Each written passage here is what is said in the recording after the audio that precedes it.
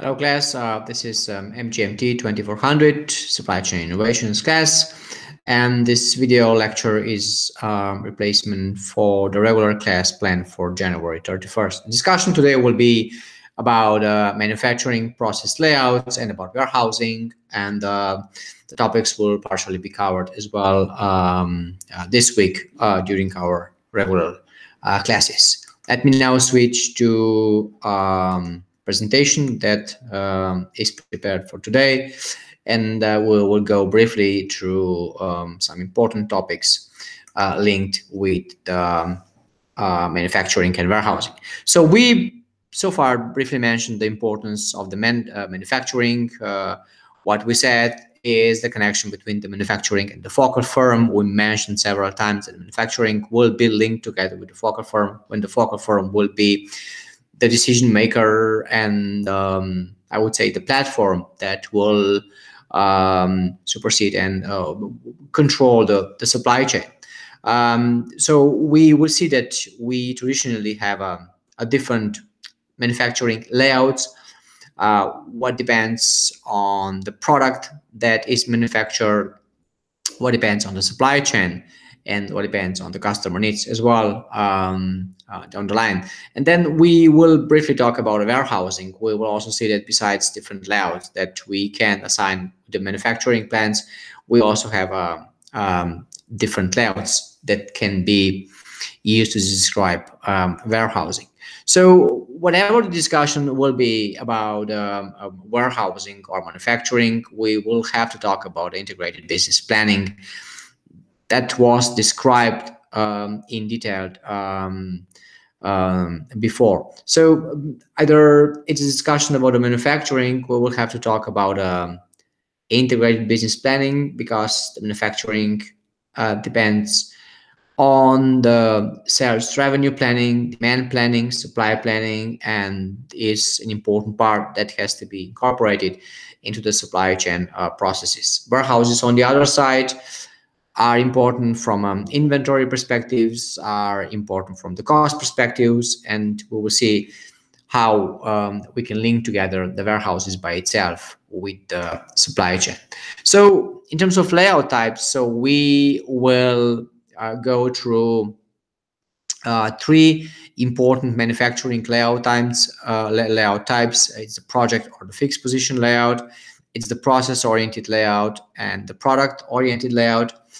We will talk about office layouts. We will cover different warehouse layouts, and on the end, the discussion will also be about retail service layouts, or a combination of warehouses and traditional stores. And the example for this is IKEA or IKEA stores. IKEA is a very global furniture manufacturer with stores all over the world.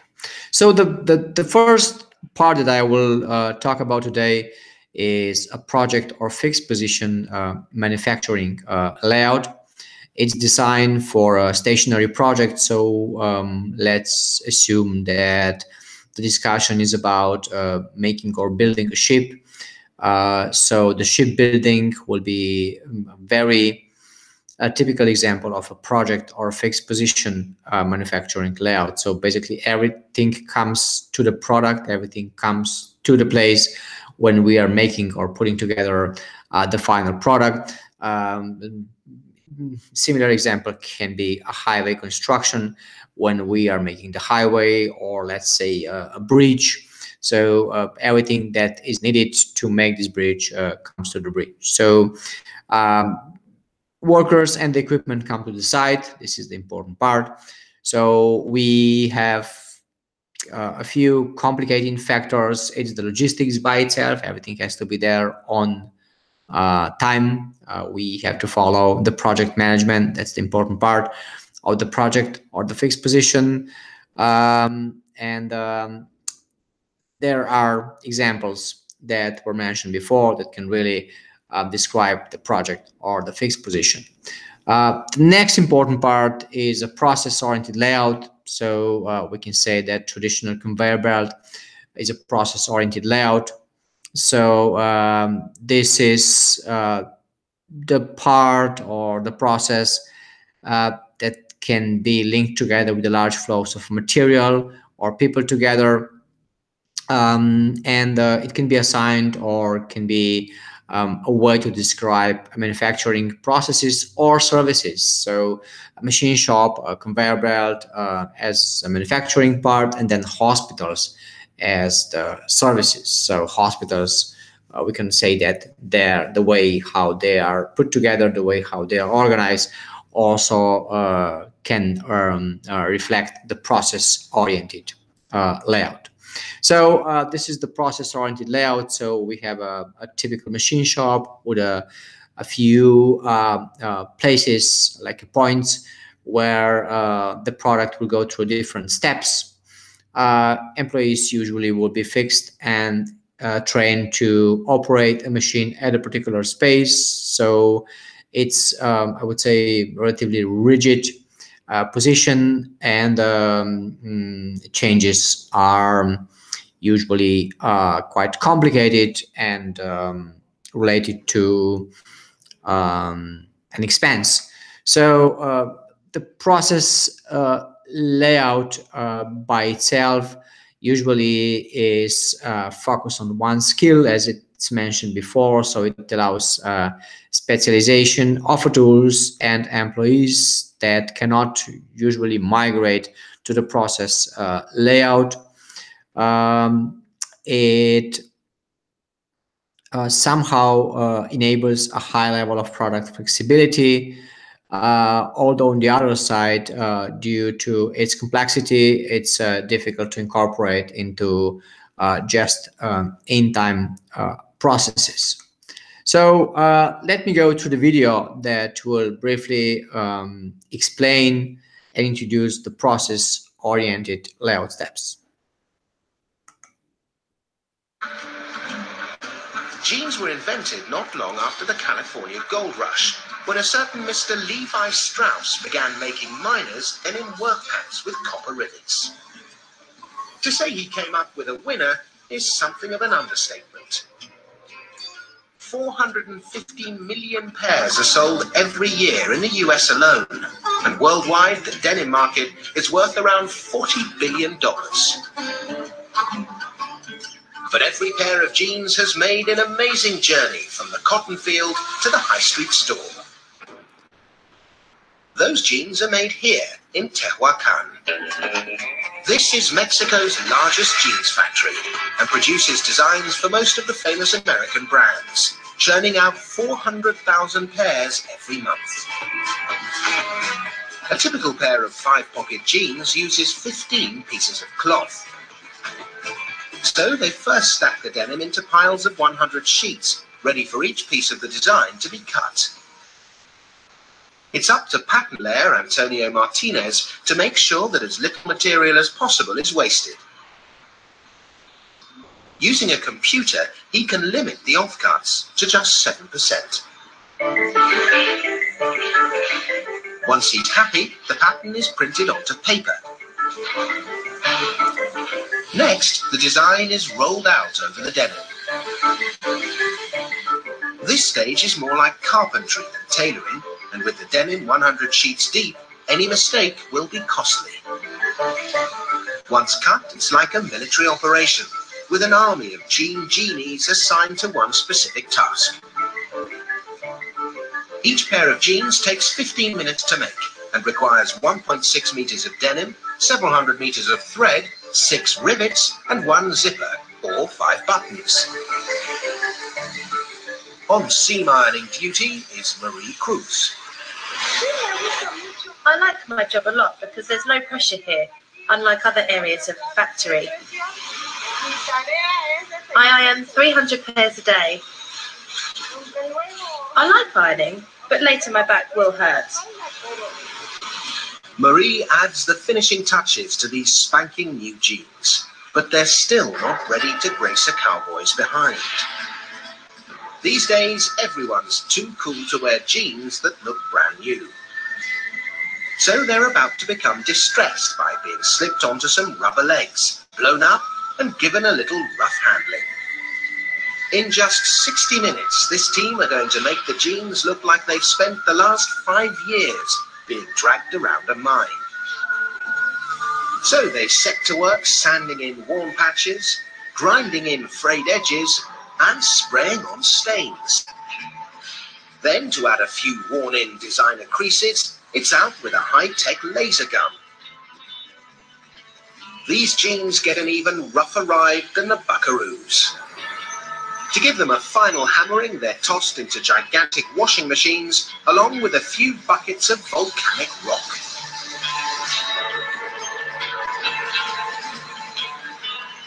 Once dried, the jeans are now shrunken and nicely worn in. Or totally trashed, according to your point of view.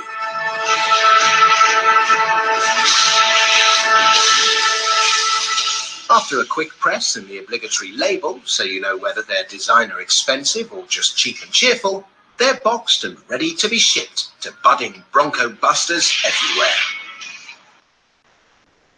So this was a typical process-oriented approach, process-oriented manufacturing part. It follows predefined steps, right? So we can either make jeans or a custom-based product. So we can say that the process or the manufacturing will be organized always the same way. So a next important part or a layout that I would like to cover is a product-oriented layout. So it's basically the whole facility that's organized around the product. And we went to the video that talked about car manufacturing process, and the car manufacturing process is basically a product-oriented layout. So it's usually we will see like several lines, like the fabrication line, the painting line, the assembly line, and the typical examples for this are like car assembly line, brewery, paper manufacturing. So basically the process by itself is organized around the product. So the product will travel, and then it will go through different steps. And we saw something similar in car manufacturing processes. So a next important part that I would like to cover is a cellular layout. Cellular layout has so-called work cells, when a particular work cell will be responsible for putting together, for manufacturing a particular part. This can be like a special case of a process-oriented layout. For example, in a traditional car manufacturing parts, the work cell can even be, let's say, the carpentry part, or the work cell will be the part that will put together the dashboard. So those are like different, like I would say, sub-manufacturing areas called the cellular layouts or the work cells.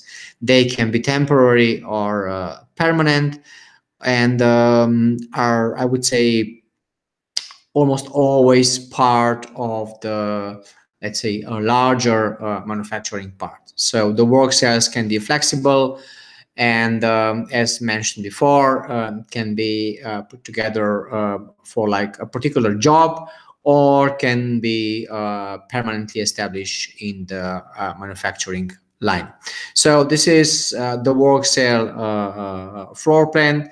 So we have like a different areas when the manufacturing or different part of the manufacturing will take place.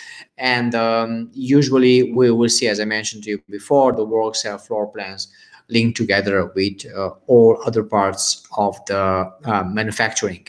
So what are the work cell advantages?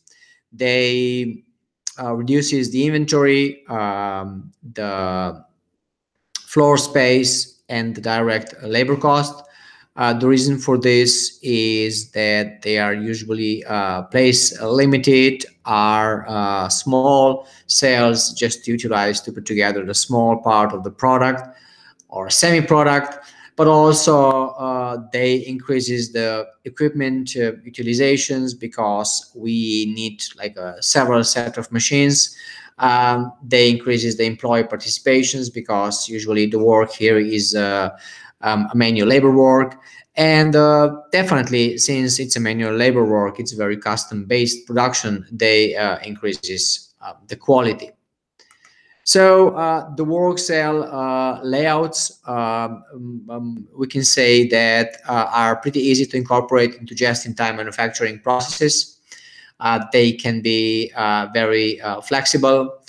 If you remember, we had a discussion about car manufacturing several times so far, like making together like the car audio system or whatever comes into the car really can be the work cell layout based product. On the other side, the work cell layouts facilitates cross training and engagement of the employees. They can very easily adjust the production volumes. They are flexible. They usually will have low inventory. So with this, basically, we can say that they can accommodate whatever is needed to fulfill the manufacturing requirements. They requires higher volumes to justify. So we will quite often have several work cells, and as it was mentioned before, so the equipment is needed, so they require more capital for the equipment. So another example that I would like to briefly go through is an office layout example. So we will talk about this in the class as well. But it's important to be aware that we have several office layout examples, and the discussion about this will be in the class, and I'm looking forward to talk about this and also to discuss about other layouts in the classroom when we will meet. So with this, this was just a short resume. It will be posted online with a few other documents that I'm kindly asking you to go through and to be prepared for the discussion in the classroom.